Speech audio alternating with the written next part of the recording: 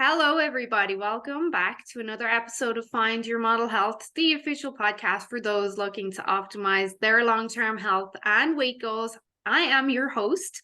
I'm Shemaine Linney. I am an integrative health practitioner, nutritional therapist, and certified iridologist. I'm very happy to have you all back with me for another piece of your day. Today, we welcome back a very special guest, Dr. Robert Dickson. Many of you will hear me refer to Dr. Dickson as Dr. Bob. He was last on the podcast, I guess 2017, you guessed sooner, but regardless, that was a great conversation. But a lot has happened between now and then regarding the fluoride conversation and Calgary's water. So I asked Dr. Bob, would he come back and kind of give us an update on the situation and what's going on there. I will link our old conversation in the description once we're finished, because in that conversation we went more in depth on like these are the issues, the side effects, and we might touch on that today. But Dr. Bob, thank you for coming back and gracing us with your presence. My pleasure to be back. Nice to see you. It's good to see you. You look great. So do you want to, before we go on, for the people that don't know you, kind of just tell us who you are and your background? Yeah, I'll give you a quick one there. I'm from Tofield, Alberta, which is up near Edmonton. 49 years ago, I moved from Edmonton for 6 months to Calgary and never went back. And it's been a great move here. So I took my undergraduate here, which is in kinesiology. Then I went to paramedics at SAIT for 2 years, and that kind of got me in, let's say, the back door into medicine. And so at 33 years old, I started medical school at the University of Calgary. It's one of the few places in Canada that would have me on board at that age. Now schools have opened up, medical schools have opened up more, and they're taking more mature students here, shall we say.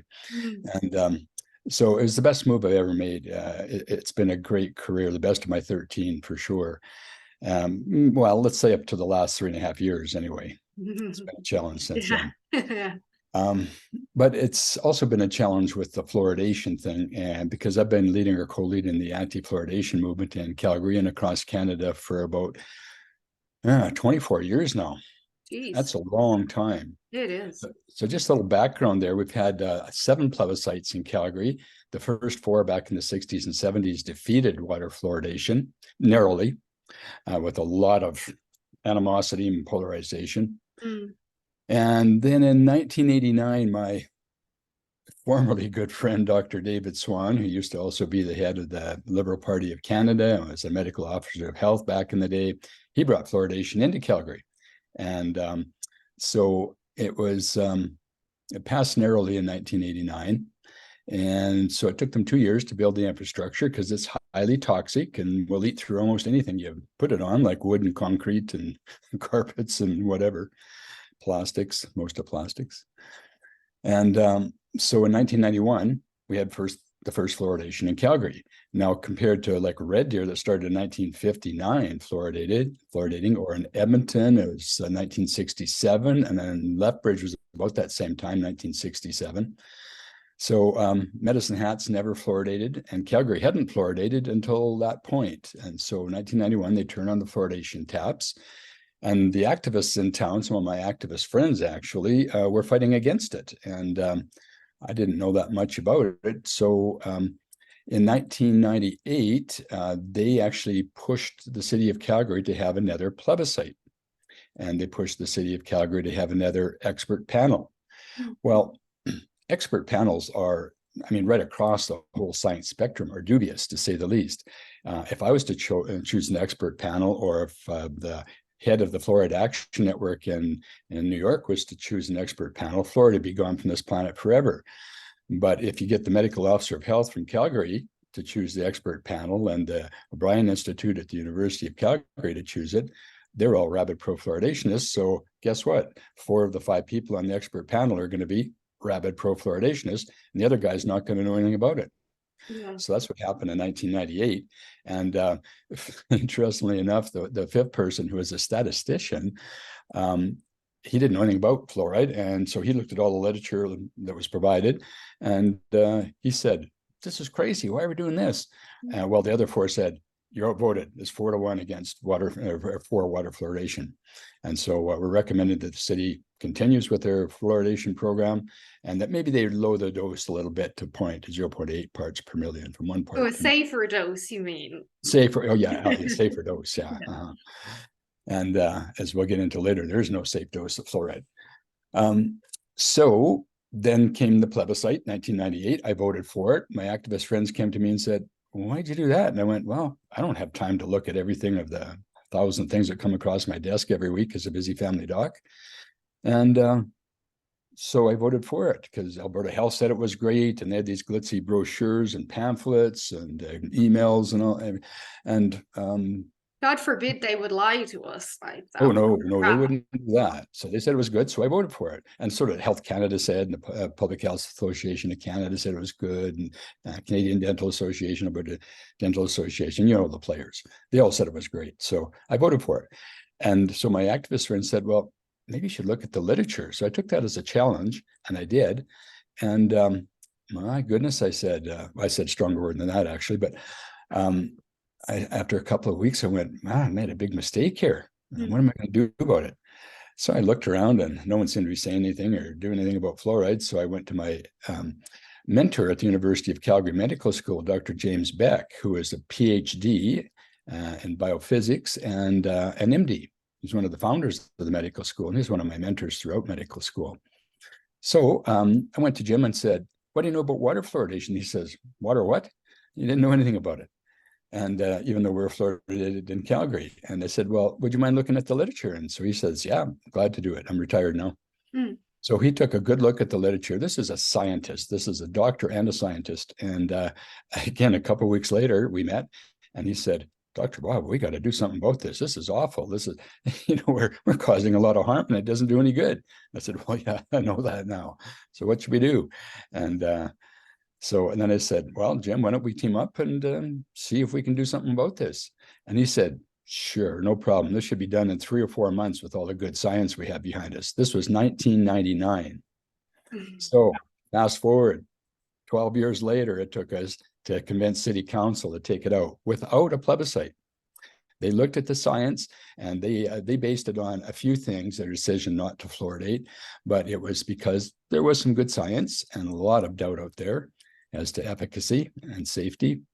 And also, they said, I'll have to paraphrase Brian Pincott, but he said something about as city councilors, we're not scientists, and we can't be expected to look at realms of science on both sides on every issue. But he says, what we're good at is looking at things, are they ethical and moral? And are they good for our citizens? And he said, on that basis, we can definitely make a decision that water fluoridation is not a good thing for the citizens of Calgary. What year was that he said that in? That would be 2010. And then the vote came early 2011. And we actually won that vote 10-3 in City Council. And Naheed Nenshi was gone out of town. He would have voted for it. And then Brian Pincott was the fellow that said that statement, was out of town too, and he would have voted with us. So there would have been, instead of 10-3, it would have been 11-4 if the whole council would have been there. But that's a pretty overwhelming vote in councils that are kind of themselves polarized and having a struggle looking at a lot of issues and often pass things 8-7 or 9-6. We went at 10-3. Yeah, that's a big difference. So they turned off the tap.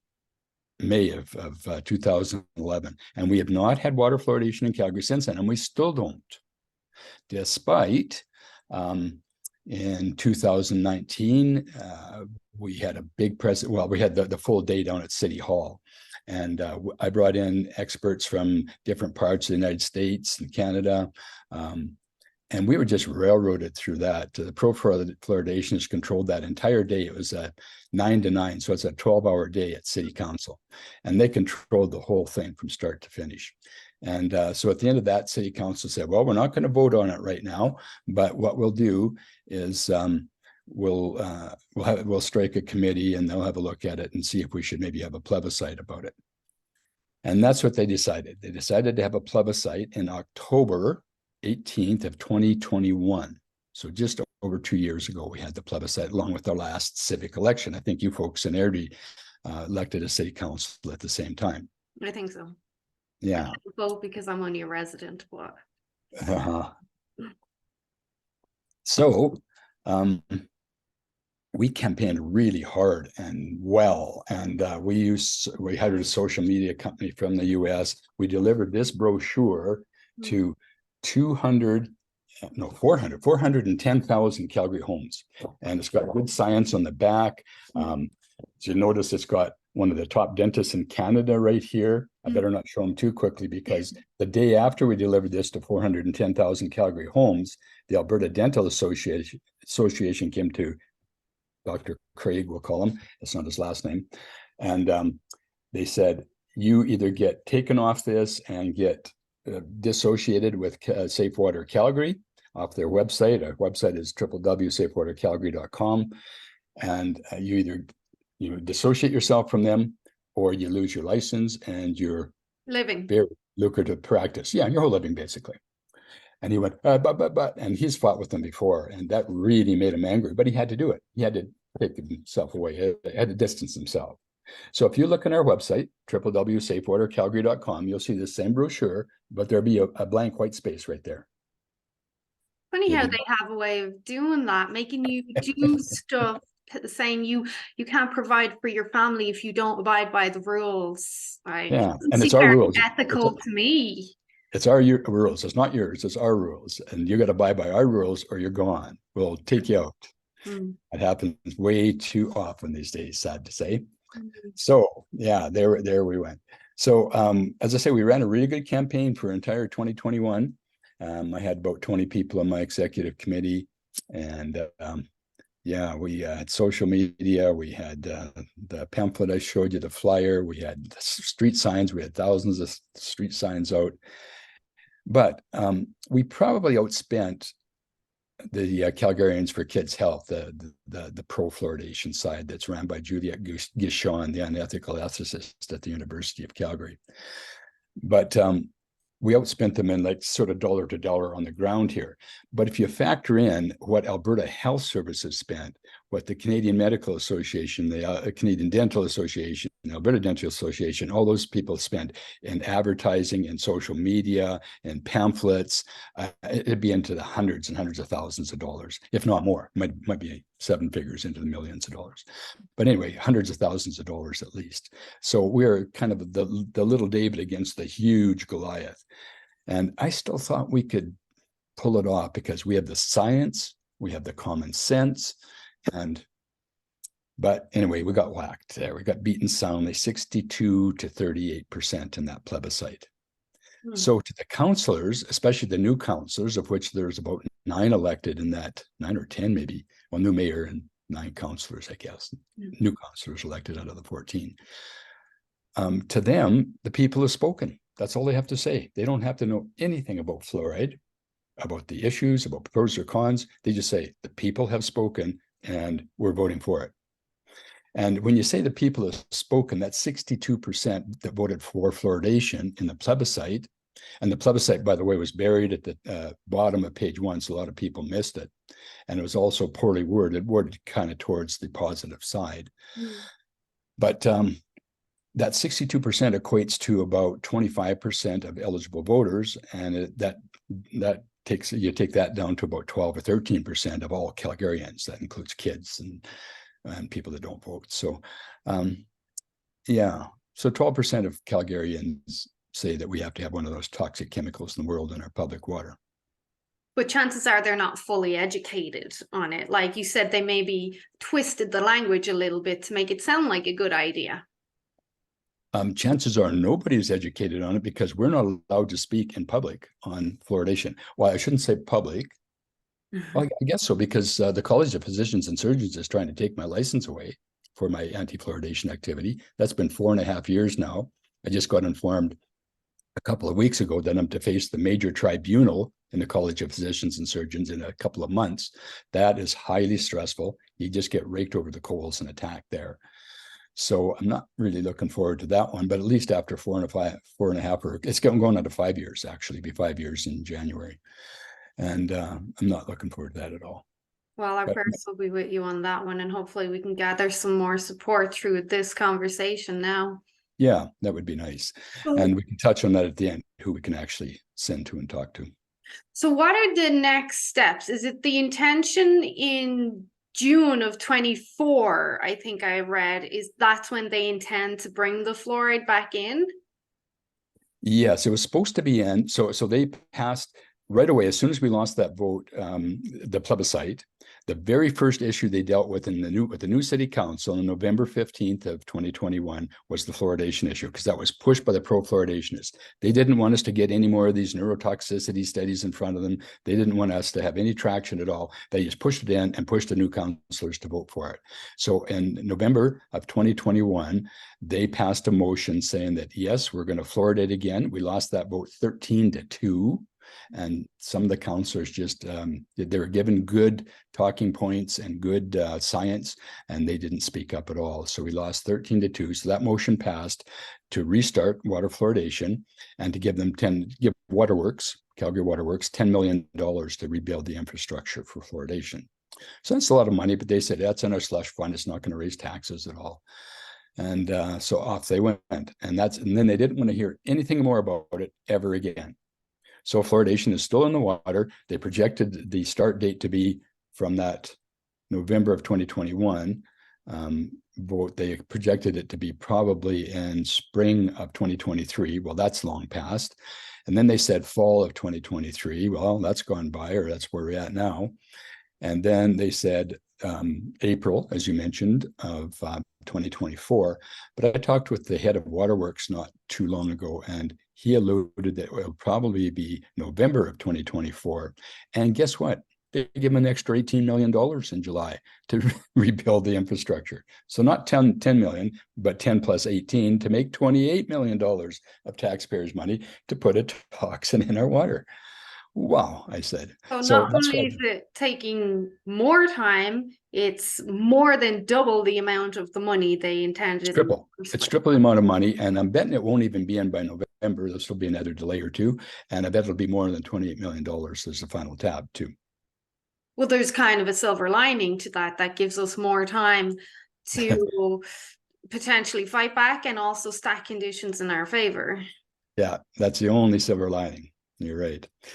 So that's where we are right now. And that extra $18 million in July kind of fired me up again. And even though that none of the counselors, well, I should say none, we had a meeting with Dan McLean, what's today, Wednesday, last Thursday, had a meeting with the Ward 1 staff, that's Sonia Sharp and her staff.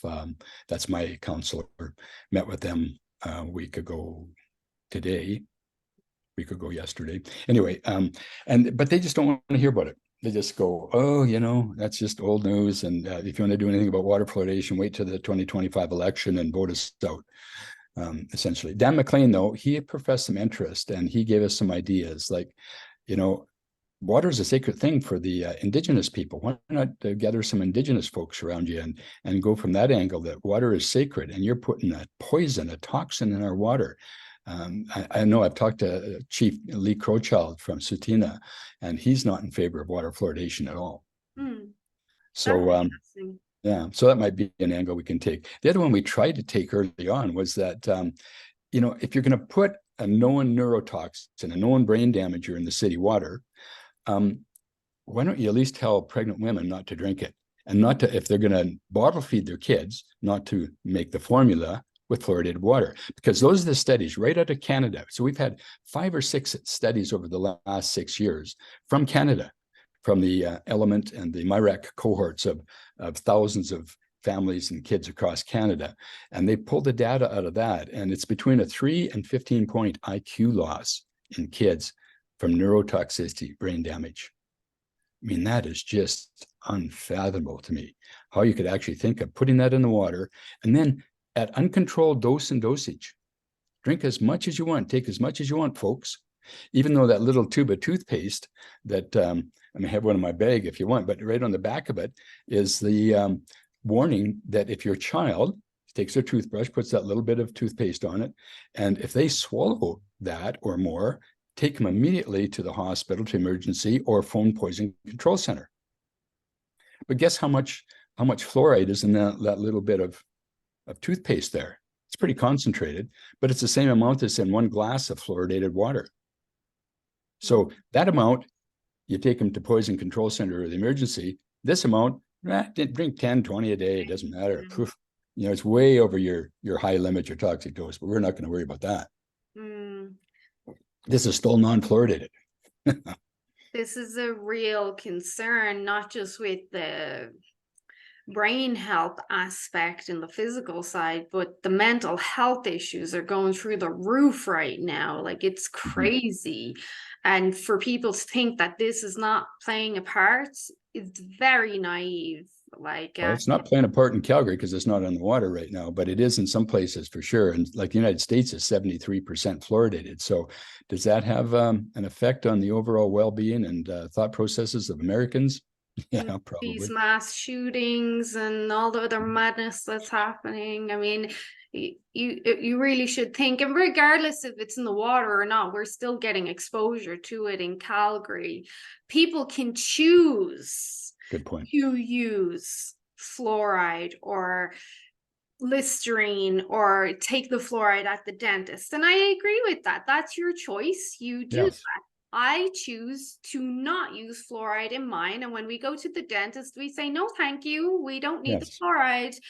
That's freedom of choice. Please do not push your agenda on me, because I am my own person. And I stand by that across the board on every decision. You do you, I do me.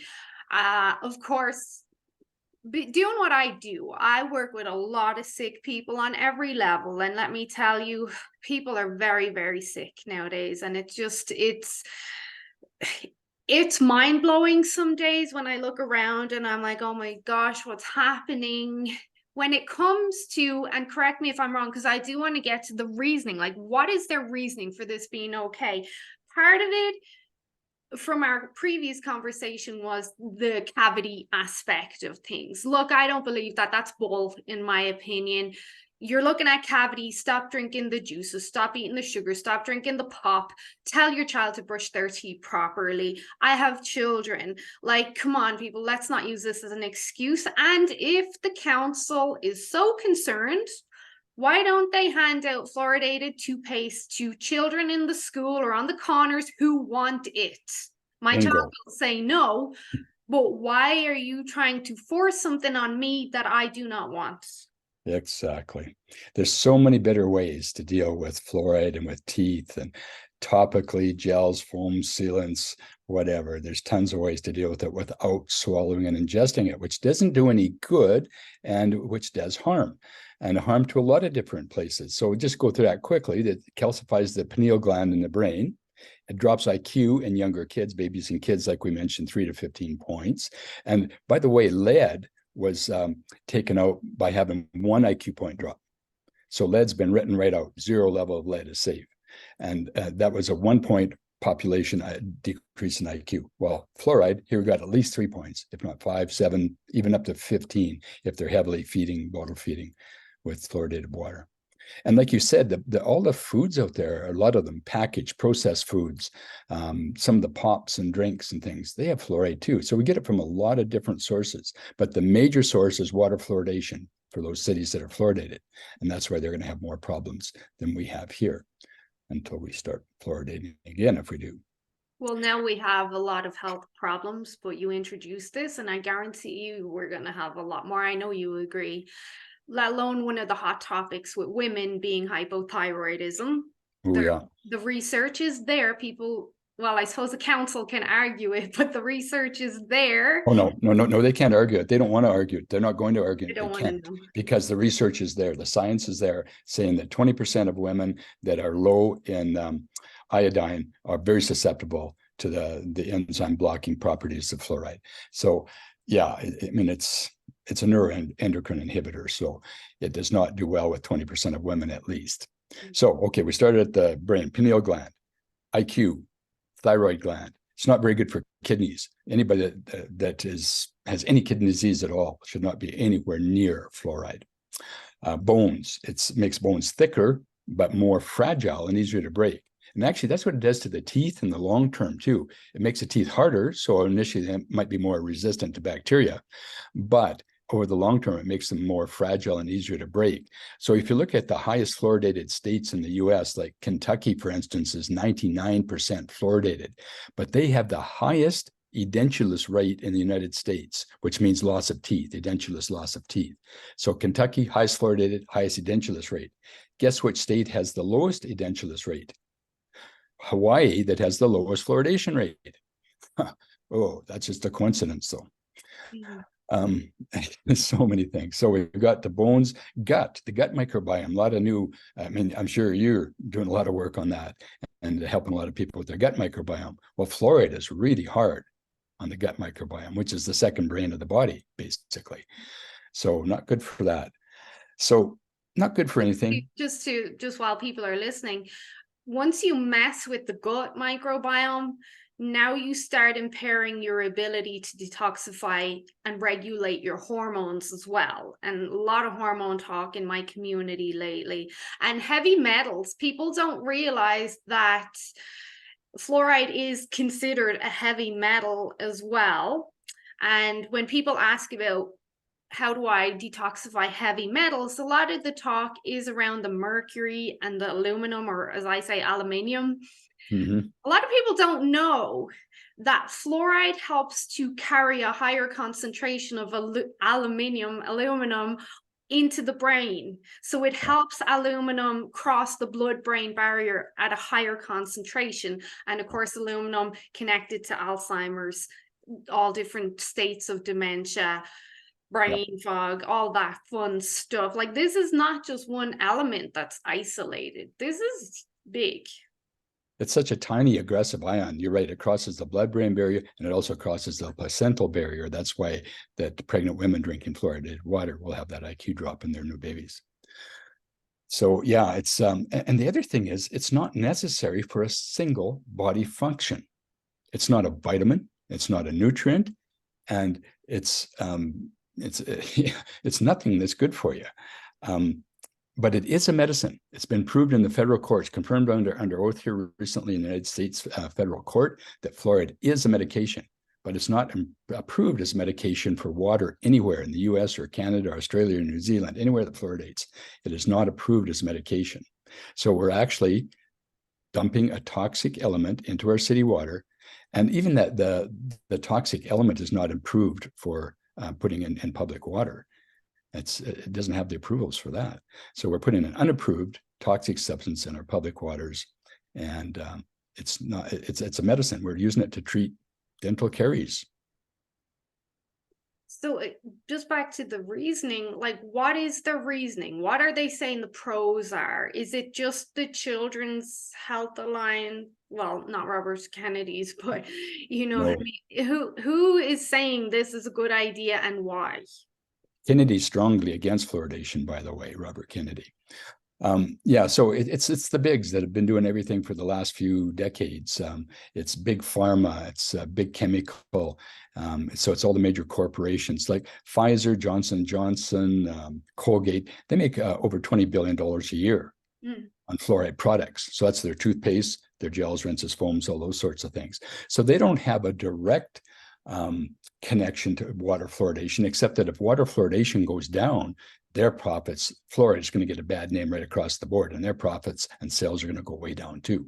So they realize that. So they fund almost all of the dental schools in the United States, and they fund almost all the research on fluoride in the United States.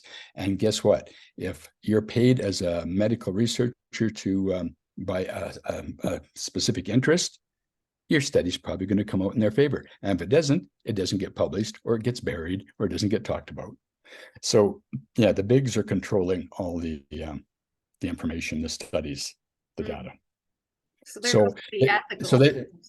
It's not ethical at all. So they say, well, it helps the poor kids. You know, they tug on the heartstrings. It's good for the poor kids because the poor kids have these mouths full of rotten teeth. Well, it's mostly baby bottle decay. So it's the upper teeth, not the lower teeth. If you look at the pictures that they show, and if just the upper teeth are rotting, it's not to do with lack of fluoridation or anything else. It's to do their bad diets and having juices and other sugary drinks in there.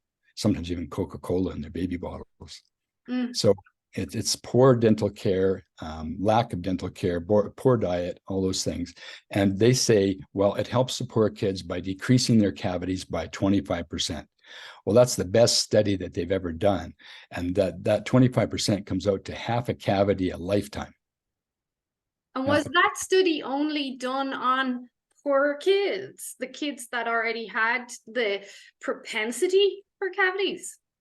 No, that was done across the board in the States. There was hundreds of thousands of kids in that study, that major one that came out that quotes the 25%.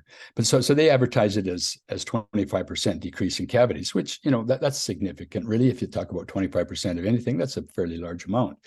But when you roll it out, it equates to 1/2 to 1 cavity a lifetime. So we're going to toxify kids' brains. We're going to whack their thyroids. We're going to affect well, we didn't even talk about the heart, but it does affect the cardiovascular system, affect their kidneys, their bones, every cell, every organ, every system in the body, to save half a cavity a lifetime. Huh. Wow. But you know, if I was one of these big companies, and I'm just saying if I was, and I could make a lot of money by selling fluoride, but then the ripple effect throughout society makes society sicker and sicker and sicker, and mental health issues and needing thyroid medication, and I happen to be the provider of all this medication, then I basically have in my scenario, like a client, a patient for life who's always going to need my products. But I'm not a big pharma and I don't own, but I'm just thinking this could be a good business for me because it seems very profitable. Captive for audience. Centuries. Captive audience.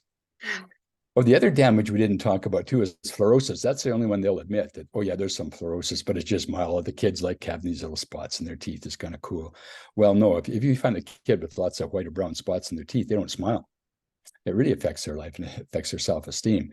And now if you look at the NHANES studies, that's the CDC, the Center for Disease Control out of the States, their studies over the last 20, 25 years is just going up and up and up. And the fluorosis rate now in teens, 11 to 15 years old is who they study mostly in the States. And the fluorosis rate, so that's damage to teeth from fluoride, from too much fluoride, is now over 80%. 80% of teens. And, you know, they're sort of right. Like 80% of that 80% is mild fluorosis. So it's probably more on the back teeth, maybe a couple little spots in the front. It's not going to, you don't have to do anything with it. But 20%, and if you look at all the millions of 11 to 15-year-olds in the States, that's a lot of kids. 20% will have either moderate or severe fluorosis. And both of those usually or have to be treated. And the severe fluorosis can actually destroy the teeth. So they'll have to be replaced. So it can be, I have one dentist downtown here told me he treated 2 oil patch kids when we were fluoridated. Wealthy family, they spent $70,000 each on their teenage kids for their teeth or damage with fluoride. Probably be cheaper to get dentures for that price. Yeah, well, they might have to at some point, but no, for kids, you don't want to give them dentures at that age. So another thing to look at is they tell us in Calgary, well, we're behind the times here, you know, like everybody in the world's fluoridated. And what's with you backwards people, you cowboys in Calgary, you know, you're not up in the latest science, you're not up to speed. Well, if you look at the facts, 98% of those people to the west of us, BC, 98% are not fluoridated. Quebec, they're more progressive with some things at least, and 99% of Quebec is not fluoridated. And our anti-fluoridation people are taking the city of Montreal to court as we speak with an injunction to stop the last 2 little parts of Montreal, the 2 little subdivisions of Montreal that still fluoridate. So Quebec could be 100% not fluoridated in the very near future. Europe's more progressive in a lot of things. 97% of Europe hasn't been fluoridated for decades. Mm-hmm. And they go, blah, blah, well, it's in the salt, it's in the milk, whatever.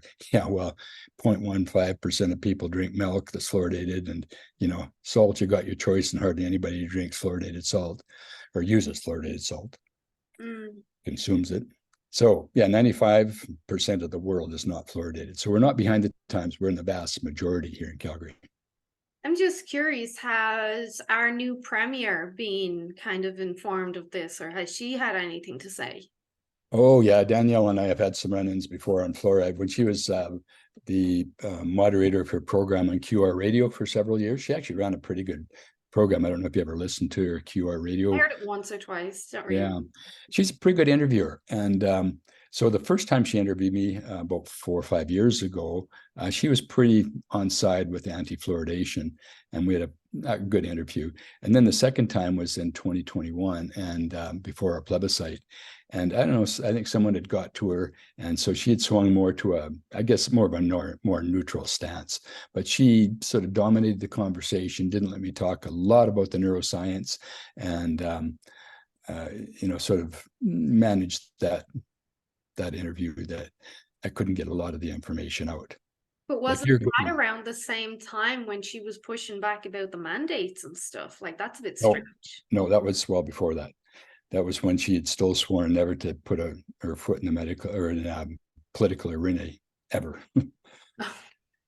She swore that in 2015 when she crossed the floor and lost her seat in Parliament, and she said, "Never again. Never going to run for office again."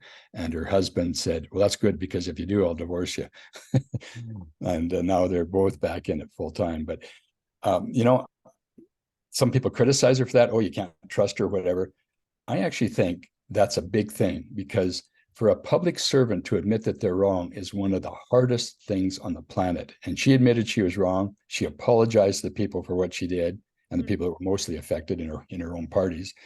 And she turned it around, and she's grown up a lot and matured. And I'm actually in favor of quite a few of the things that she's doing now. Maybe you And should have then, another conversation with her. yeah. So medical freedoms. I was at the UCP AGM a weekend or two ago, and yeah, it was very interesting. And not all the policies I agree with, and that's one of the reasons why I was there, to speak up against the things I don't agree with, but also to push for the things that I do agree with. And so there's medical freedoms in there. There is also putting Alberta Health Services and the College of Physicians and Surgeons back in their lane and their track, so they're not pursuing people like me or other people that speak out about things like the viruses or the narratives or anything that's out there. So yeah, there's several really good policies, really strong policies in there. Was That there a doesn't mean it's going to be law. was there a high percentage in your company at the conference that were on your side or would agree with you with medical freedom? Do we have some hope there? Medical freedoms, freedom for doctors to speak out and to not be harassed by the College of Physicians and Surgeons or about our health services. There's 3,800 people there, and I think 3,795 put up their yes cards for that one. It might have been 2 or 3 people in the back there that said no. Overwhelming. I stood up for 30 seconds and gave my little piece, and I think I got the loudest cheer of any policy speaker there. Yeah, it was very interesting. So the party, the AGM, was totally in favor of medical freedoms, personal freedoms, doctors' freedoms. Yeah, it was very progressive. So those are policies. Those are just policy recommendations, and so we shall see what happens if those ever make it to the floor in the legislature. Oh, hopefully. Well, Yeah. I know we're kind of on the same page of what happened through the whole. So we won't say pandemic, we'll say event that happened through 2020 to 22. How about the narrative? We can talk about the narrative. Yeah, I was only reminded the other day when I was thinking over the events of my last year that it was only January 23 this year that the states removed the vaccine mandate to cross for travel. In a lot of people thought it was years ago. It wasn't. It was only a couple of months ago. Yeah. Did you say January? Yeah, it was It was January. May. It was May. Well, May, Good yes, because complaint. it was January to me, because I'll tell you why. Because we hadn't gone on vacation in so long that I was saying, okay, I'm going to hold out till January, and if they don't make a move, I'm going to Europe. And they didn't, and I ended up going to the Netherlands and France because the states hadn't opened the border. Right.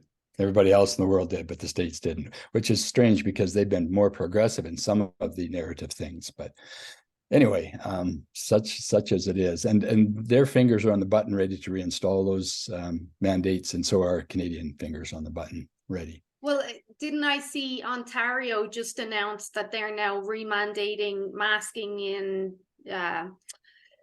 some hospitals and residential care and care for the elderly? I saw that earlier somewhere. Alberta's done that too, just recently. Yeah, masks. And there's over 150 studies that show how ineffective masking is in any sort of setting. So anyway, back to the fluoride topic here. Just a couple other points wouldn't mind covering. Yeah.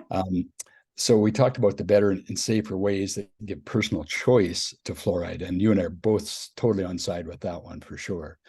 One of the things that the pro-fluoridationists say that is wrong, they say, well, there's natural calcium fluoride in almost all our water. That's true. In almost all the Earth's crust and almost all the groundwaters around the world, there's natural calcium fluoride bound very tightly. Calcium and fluoride bind tightly. So if we ingest that, a lot of it doesn't unbind. It's just flushed through the body by our kidneys. But if you put hydrofluorosilicic acid in the water, which they do in almost every city in North America, that comes out of the waste stacks of the fertilizer industry. And they're not allowed in those industries to put this toxic stuff out into the environment, so into the air. They're not allowed to put it into the ground or into the rivers, lakes, or streams. They're not allowed to put it anywhere. So what did they do? They went, what if we convince people it's good for kids' teeth and then could put it in public water and dispose of it that way, and they'd actually pay us for it instead of us having to pay to dispose of it. So big end around there by industry. But natural calcium fluoride is still toxic. So in our Bow River here in Calgary, on the north side where I live, we have 0.2 parts per million. And in the Elbow system on the south side, they have 0.3 parts, give or take 0.3 parts per million of calcium fluoride. So the pro-fluoridationists say, oh, we're just topping that up to 0. It used to be 1.2, then it was 1.0, and then it was 0.8 parts per million. Now it's 0.7 parts per million. So we're just topping up the natural calcium fluoride. Well, if you got a poison in there or toxin, you don't necessarily have to top it up. As a matter of fact, you shouldn't be. So fluoride has been rated or graded now and proven to be as toxic as arsenic, as lead, and as fluoride. They're all the same toxicity level. So do we want to put lead or arsenic back in our water? No, because it's proven to be neurotoxic and damaging to the body. Do we want to put fluoride in that's equivalent to lead and arsenic and toxicity? No. Why would we do that? And the one thing we haven't touched on is dose and dosage. I mentioned it briefly earlier, but so say you're about half my size. So if you drink 10 glasses of water and I drink one, you're getting 10 times the dose as I am, right? Because I'm smaller, yeah. No, just because you're drinking 10 glasses of water. So that's the dose. The dose of, you got this certain amount, in this glass of water, you got a certain amount of fluoride. And if I drink one glass, I'm getting that much. If you drink 10 glasses, you're getting 10 times that. So if you're drinking 10, I'm drinking one, you're getting 10 times the dose. But you're half the weight of me. So dosage is amount of milligrams of the drug that you're consuming per kilogram of body weight. So you're getting, again, twice as amount. So you're getting actually 20 times the dosage of fluoride that I would be getting because you're half the weight. Does that make sense? Yeah, because I'm getting a higher concentration because I'm smaller. But then if you add in people that have liver issues, kidney issues, hypothyroidism, poor circulation, obesity, where we store fluoride and heavy metals in fat cells, that then increases the concentration even more. That's correct. And guess who's damaged the most by the harms of fluoridation? Babies, children, the disadvantaged, the poor, people of color. People of color are damaged more by toxins in their system. So you're trying to help the poor and not by putting a poison in the water, that's for sure. Yeah. And just because I know people are going to be very interested, this has been awesome so far. I just want to elaborate. We've specifically said putting fluoride in your water. How many people are giving their animals tap water? How many people water their garden with their water? How many people are growing their own vegetables now and they're watering their own garden with tap water? Now, not only do you have the elemental fluoride in the soil naturally, now you're adding this chemically altered hybridized fluoride into your grass that your baby's playing in, into your vegetables that you're growing because you want to be self-sustainable. The water barrel, the rain barrel, this is going into the rivers. This is going everywhere. This is not just in our water as we think of in our bottle or our glass. This is everywhere. It's ubiquitous. Yeah, and I just want to drive that home because there's a huge trend now towards self-sustainability and growing your own food and getting back into Mother Nature and grounding and all of that.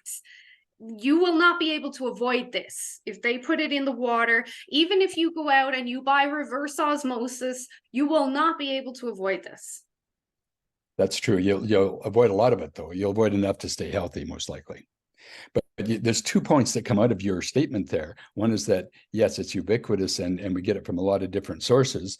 But the other one is that about 95 to 99% of water is not consumed. So say if you had a good drug, like it was going to make everybody slim and healthy and no heart problems and whatever. And so you put it in the water. Well, you're still not controlling the dose or dosage. And about 95 to 99% of it's flushed down the drain, down the toilet, washing cars, used by industry. So it's just a very poor mechanism for delivering anything. Not that we want to deliver a drug by it. That's why no other drugs are delivered by it. You don't put Lipitor or aspirin or anything like that in there. Well, why would you put toxic fluoride in there and try to tell us it's good for our teeth? Well, that goes to governmental spending. The roads here are diabolical. They're terrible. Couldn't we use the slush fund for that? Like, it's diabolical, these roads. Or how about use it for simple things like kids' health? Like in Scotland in 2001, they formed a pilot program called the Child Smile Program. And that was so effective that they ran it out throughout most of the country. And what they do is they start with 3-year-old kids. So that'd be in daycare or in preschool. And they just start teaching them about their mouth and about their teeth and about teeth health and how to put a little bit of toothpaste on and just rub it and then spit it out. But then they take it beyond the teeth. They take it to the whole oral system, and then they take it to the whole body. And so they teach people about the proper diet, as you mentioned, and vitamins and minerals, the importance of vitamin D and all those sorts of things. And these kids grow up so much healthier, not just their teeth better, but so much healthier. And then they take that home to their parents, and so their parents become healthier. So the program was a huge success. And to get it running, it cost a few dollars initially, but once it got up and running, very cost effective. And of course, down the road, which is long past any of the lifetime of politicians, 4 years or whatever they're in, down the road, you're saving huge amounts of dollars through public health. Yeah. It is a good idea. Whether or not we implement it is another question. Well, that's what we could use that $28 million for. I mean, we could put it directly into, like you said, buying toothpaste and having a little bit of dental care for the poor. And there's a lot of uses. Or even providing better lunches in the schools. My little boy is 11. He goes to school here in Airdrie. I pack his lunch, but you do have the option to get the lunch in the school. And the hot lunch options are pizza, burger. I'm like, are you for real? This is insane. Like, how about you use that money to get them some steak and vegetables? Like, this just does not make sense. And it really makes the wandering mind consider what the agenda is behind it. Like, it's just insane. Like, 28 million, let's buy a farm and feed all the kids beef. Like, that would be a million times better for them. Plus we get the ionic displacement with the minerals in the beef. So did you ever watch the movie by Michael Moore called Where Do We Invade Next? Yeah. Did you see that one? Yeah, I did. A long time ago. Such a good movie. That's one where he took all the American flags and he started in Italy. And he interviewed this young couple, working couple, and they said, well, we're thinking of moving to the States. And they said, how many weeks holidays do you get in the States? And Michael Moore says, well, either none or 2 weeks. how many do you get? Well, we start off at 4 weeks, then we get 6 weeks if we're really good after a couple of years. And, they go on and on like this. And pretty soon this couple's going, I think we're staying here in Italy. So Michael Moore takes a flag and he plants it here. I'm taking all those policies back to America. So then he goes to France, and one of the places that he toured and interviewed and videoed was daycare and maybe elementary, into the elementary years. They had a certified chef there cooking lunches for the kids, and they had gourmet meals there. And it wasn't a private school, it was public school. And the kids were just healthy and happy. And he says, well, I'm planting an American flag and taking that policy back home. Yeah, and highly intelligent kids, and kids not on antidepressants or dealing with mental health issues and all that. We could go on for a long time talking about this sort of stuff. There's just one more point I want to make before we wrap up here, Shameen. Do you know about the court case in the United States, the federal court case? I think I might have mentioned it, touched on it. No, you didn't mention it, no. Okay. Anyway, there's a major court case underway in the United States, and it's the Fluoride Action Network, which I'm a member of. It's the Moms Against Fluoride. It's Environmental Watch. There's a few organizations, a couple of women that were pregnant in fluoridated areas, doing a major court case against the EPA, the Environmental Protection Agency in the States, that are responsible for keeping toxins out of our water. So we're suing them. They're being sued in federal court in the United States for the last 7 years. It's been going on. And we're winning. Like, we've won every step along the way. And we're hoping in January, February of 2024, so just a few months from now, that there will be the final decision on whether they are indeed toxifying our water. Now, the EPA has deep pockets and tons of lawyers and whatever. So if they're ruled against, they will fight this for a long time, I'm sure. So it won't be the absolute, cut and dried end of water fluoridation, which it should be. But anyway, it's just interesting that this major court case has gone on for 7 years now. And that's where they confirmed that fluoride is a medication in that court case under oath. And our experts just destroyed their people. They're hired guns from Exponent, the organization that the EPA hired. Our experts that testified for free just whacked them. Yeah. It was no contest. So it's going to be interesting to see how that plays out, the federal court case in California. That does give people hope. Well, it gives me hope, because Moms Against, and they have lots of different branches now. I heard some comedians say moms are against everything nowadays.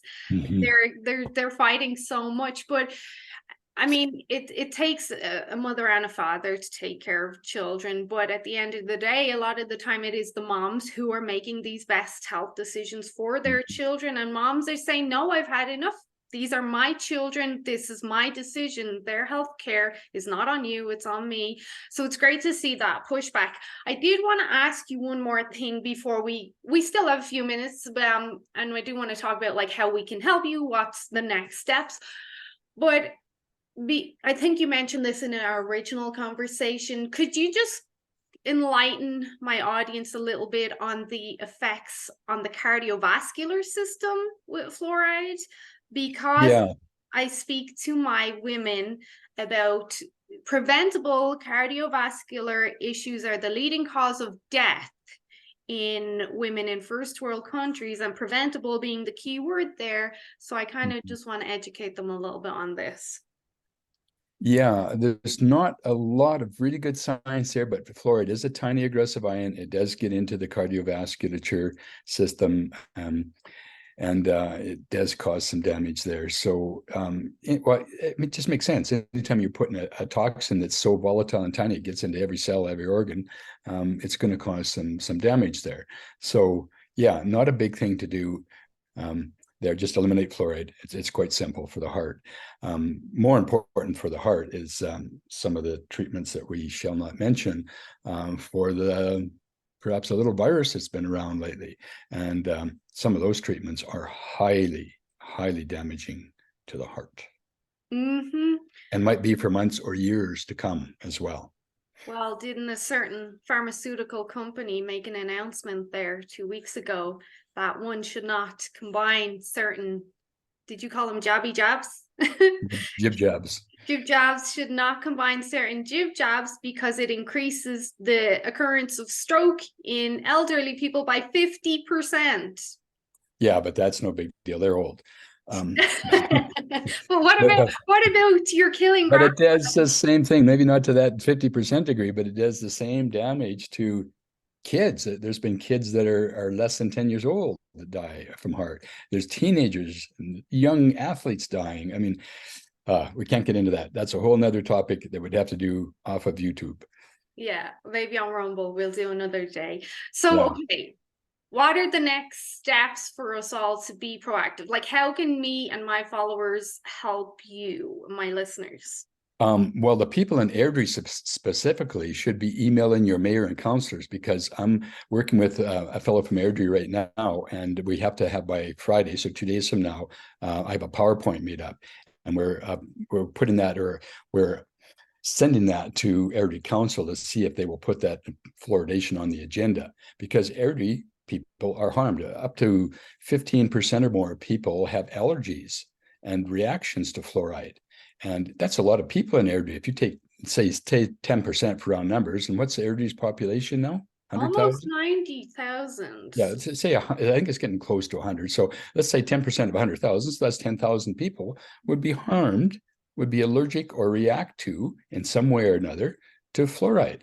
And Airdrie gets no say in that, because Airdrie, Strathmore, and Chestermere are all on the Calgary system. So whatever Calgary votes for, Airdrie has no say in it, and they get it in the water. They either don't or do get it, depending on what Calgary decides.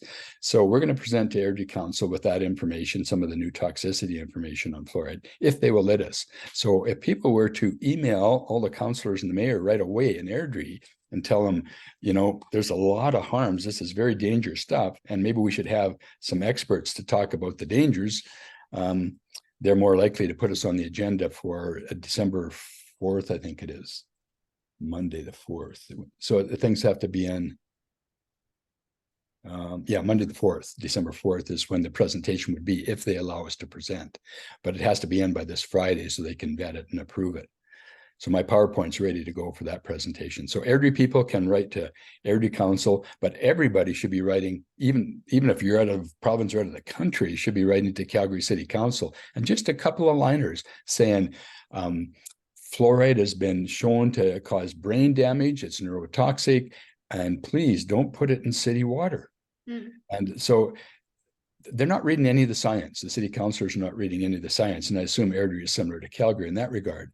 But they do have this little checklist, and you go check, oh yeah, here's another one, here's another one, here's another one. Oh yeah, last month 52 people talked to us about not wanting fluoride, and the month before that it was 82, and it adds up, and that's what they unfortunately base a lot of their decisions on. So if there's 100 or 200 people that are talking against it, not wanting it, they pay attention, because those are voters.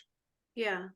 So for people looking to reach out to Airdrie's council, you can go to the Airdrie City website, and that should have a list of all the contact details there.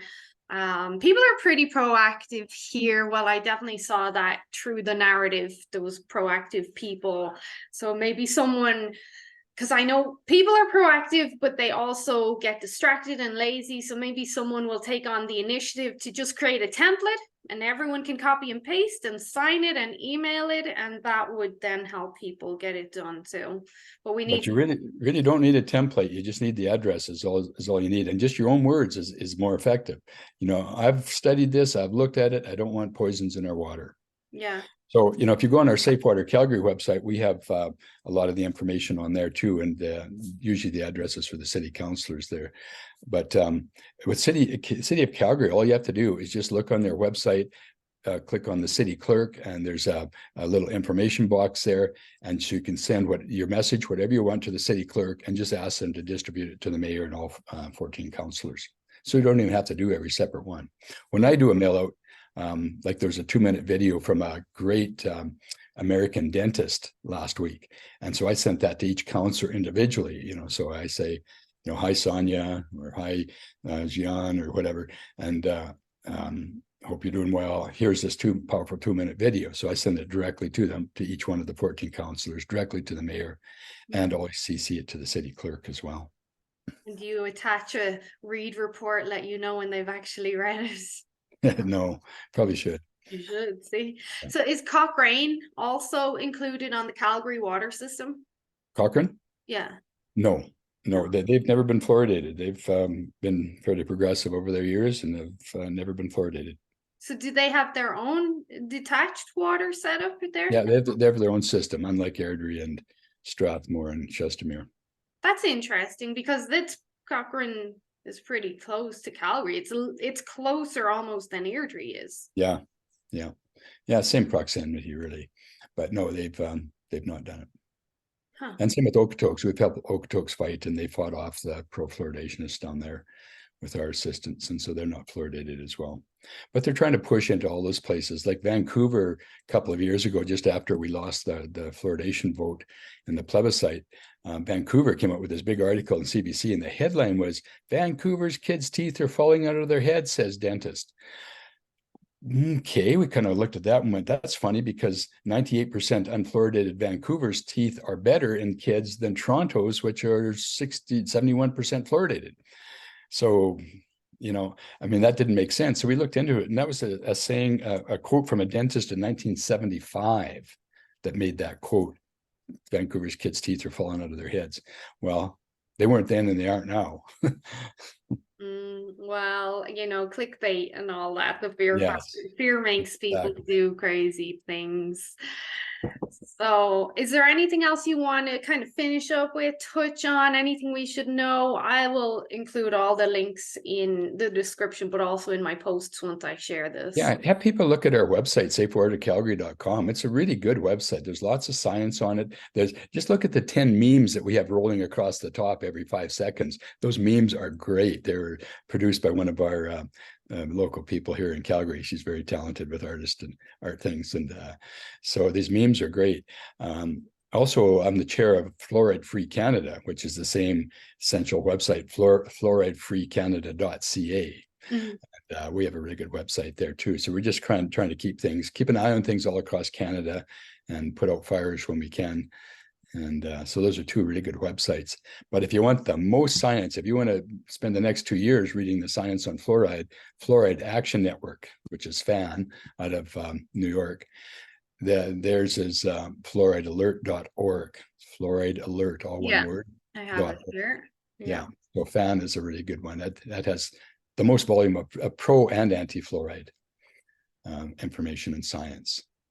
So yeah, we've covered a lot of bases here. I think we've touched on most things. So I thank you for having me on. If people wanted to reach out to you directly, do you want that, or do you want people to contact me and I'll send them to you, or for what sort of thing? So if people wanted you to come speak, or I don't know, a lot of people listen to this podcast, so you never know. A mayor might call you up.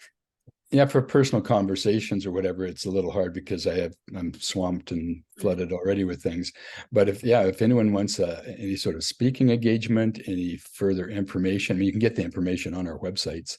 But if there's something that I could do to help either Airdrie or Strathmore or Chestermere or in another town in Alberta that's thinking of fluoridated, I'd be glad to talk to them. Sure. Okay, you're gonna be a busy man, so hopefully this makes a difference. I know this was actually several of my clients requested to get you back on because they're like, what's happening? We need an update. So people are interested. So not in Calgary or Airdrie until probably, my feeling is, you thought maybe June of 2024. I think it's November of 2024 or even later. And they're going to spend at least, in my opinion, at least $30 million of, well, that's our taxpayers. It's not your Airdrie tax dollars. It's Calgary taxpayers. But $30 million plus taxpayers' money to put this toxin in our water. Yeah, well, it gives us time to not only try to fight it, but try to also get people healthier in the meantime. Yeah, so thank you for the work that you do. It's really important to holistically look at health. And so fluoridation is just a little piece of that. Jib jabs are a bigger piece, but basically let's get people back to eating well. Can I send you my list of Dr. Bob's 18 health and immune tips? I think I sent it to you in the past, but I have a 2023 updated list that I'm actually, they're taking me, it's another case with the College of Physicians and Surgeons to try to shut me down for telling people to walk, exercise, meditate, use vitamin D3, K2, zinc, magnesium. They're trying to shut that down too. So we're not supposed to treat people. So Well, no, anyway, you're supposed to do what you're told, Dr. yes, exactly. So these are my views, not the views of the College of Physicians and Surgeons or of any of my fellow physicians. Well, There. email them to me and I'll share them with my group. And I also want Thank to you. send you the conversation that I had with Lynn Farrow. I don't know if you know who she is. She's the author of The Iodine Crisis. Oh, yeah.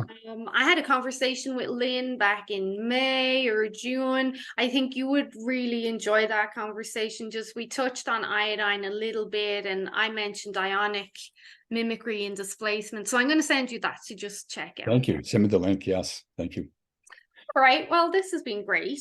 It's always a pleasure chatting with you. And thank you for putting this out into the world. And between you and me and all around us, we're going to make this a better world. We're going to be healthier and happier and live longer. As long as we have our voices and our freedom of thought, we can still make a difference. We still have a chance. Yeah. So Danielle Smith is going to stand up for that. If we stand up for her, she'll stand up for us for that. Hopefully. All right. Well, thank you, Dr. Bob. It's been a pleasure. Thanks for your time. Thanks, Shemaine. Bye for now.